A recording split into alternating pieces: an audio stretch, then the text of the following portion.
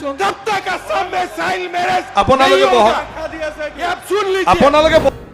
हेमंत बिस्वा शर्मा एक ऐसा नाम जिसने असम की राजनीति का तख्ता पलट ही करके रख दिया है। जब से वे असम के सीएम बने हैं तब से आए दिन कोई न कोई ऐसा फैसला लेते ही रहते हैं जिससे वे देश भर में चर्चा के विषय बन जाते हैं। हाल ही की बात करें तो उन्होंने 23 फरवरी 2024 के दिन एक और अहम फैसला लिया। उन्होंने असम मुस्लिम विवाह और तलाक पंजीकरण अधिनियम 1935 को अब समाप्त कर दिया है और असम कैबिनेट ने इस अधिनियम को निरस्त करने की मंजूरी भी दे दी है, जिस पर असम के मुसलमान नाखुश हैं और भड़के भी हुए हैं।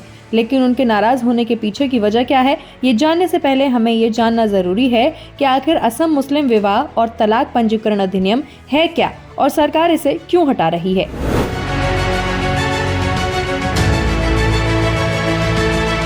असम मुस्लिम marriage and divorce registration act साल 1935 में लाया गया था, जिसमें मुसलमानों के निकाह और तलाक के पंजीकरण का प्रावधान है, जिसमें साल 2010 में संशोधन किया गया, जिसमें स्वैच्छिक यानी कि वॉलेंटरी शब्द की जगह अनिवार्य यानी कि कंपलसरी शब्द जोड़ दिया गया है, जिसके तहत असम में मुसलमानों का निकाह और तलाक का रजिस्ट्रेशन कंपलसरी कर दिया गया था, जो कि पहले नहीं था। इस कानून में किसी भी व्यक्ति को मुसलमान होने के नाते निकाह और तलाक के रजिस्ट्रेशन के लिए राज्य को लाइसेंस देने का अधिकार दिया गया था, जिसे केवल मुस्लिम रजिस्ट्रार ही जारी कर सकते हैं।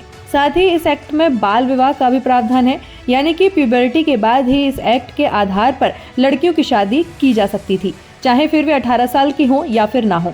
इसके अलावा इस एक्ट से धर्मांतरण को भी काफी बढ़ावा मिल रहा था, यानी अगर कोई मुस्लिम लड़का दूसरे धर्म की लड़की से शादी करना चाहता है तो पहले उसे लड़की का धर्मांतरण कराना होगा, और ऐसा ही अगर लड़का किसी और धर्म से आता है तो उसे भी पहले धर्मांतरण करना होगा और तभी वो मुस्लिम महिला से शादी कर सकेगा। और इसीलिए असम सरकार इस कानून को काफी सालों से रद्द भी कराना चाह रही थी, जिस पर हेमंत बिस्वा शर्मा ने भी ट्वीट करते हुए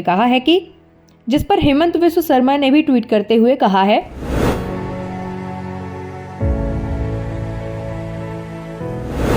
सीएम ने एक्स प्लेटफॉर्म पर ट्वीट करते हुए लिखा, असम कैबिनेट ने 23 फरवरी को सदियों पुराने असम मुस्लिम विवाह और तलाक पंजीकरण अधिनियम को निरस्त करने का एक महत्वपूर्ण निर्णय लिया है। इस अधिनियम में विवाह पंजीकरण की अनुमति देने वाले प्रावधान शामिल थे, भले ही दूल्हा और दुल्हन 18 और 21 वर्ष की कानूनी उम्र तक नहीं पहुंचे हों, जैसा कि कानून द्वारा आवश्यक है। ये कदम असम में बाल विवाह पर रोक लगाने की दिशा में एक और महत्वपूर्ण कदम है।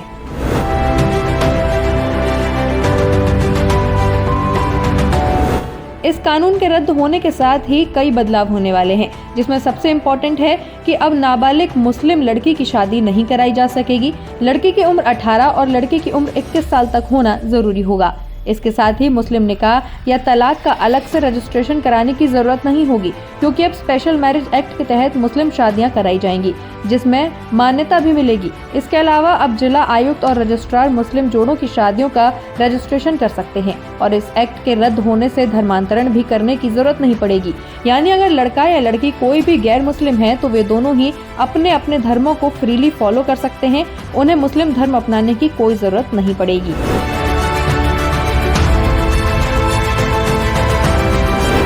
असम सरकार के इस अधिनियम को निरस्त करने के निर्णय को मुसलमान समुदाय के कुछ लोग ध्रुवीकरण की राजनीति बता रहे हैं, जिस पर गुवाहाटी हाईकोर्ट के वरिष्ठ वकील और कांग्रेस नेता हाफिज रशीद अहमद चौधरी का कहना है कि सरकार के इरादे नेक नहीं हैं। अगर सरकार को लग रहा था कि इस अधिनियम का दुरुपयोग हो रहा है तो वो इसमें संशोधन कर सकती थी। सरकारी काजी के काम पर कड़ी निगरानी व्यवस्था भी लागू कर सकती थी। अगर इस कानून की आड़ में किसी तरह का बाल विवाह हो रहा था तो सरकारी काजी के खिलाफ कार्रवाई भी कर सकती थी। सरकार के पास अगर इस कानून के तहत बाल विवाह होने के आंकड़े हैं तो उसे सार्वजनिक करना था, लेकिन सरकार ने ऐसा कुछ नहीं किया और सीधे कानून को ही रद्द कर दिया। असम सरकार की तरफ से नियुक्त मुस्लिम विवाह तलाक रजिस्ट्रार और सदर काजी मौलाना फखरुद्दीन अहमद, जो कि पिछले 25 सालों से सरकारी काजी के तौर पर काम कर रहे हैं, उनका इस पर कहना है कि अगर सरकार मुस्लिम कानून को खत्म करेगी तो मुसलमान आवाज उठाएगा ही। अब लोगों को विवाह पंजीयन वगैरह कराने में ज्यादा तकलीफ होगी, क्योंकि काजी के समक्ष गांव से आए लोग भी खुलकर बात करते हैं, लेकिन अब जिला आयुक्त कार्यालय जाना होगा, जो अब पंजीयन करवाने की लंबी प्रक्रिया का हिस्सा बनेगा। लोगों को तकलीफ होगी। हम ऑल असम सरकारी काजी एसोसिएशन के तहत सरकार से इस फैसले पर पुनर्विचार करने का अनुरोध करने वाले हैं। Bureau report, Bharat Shri.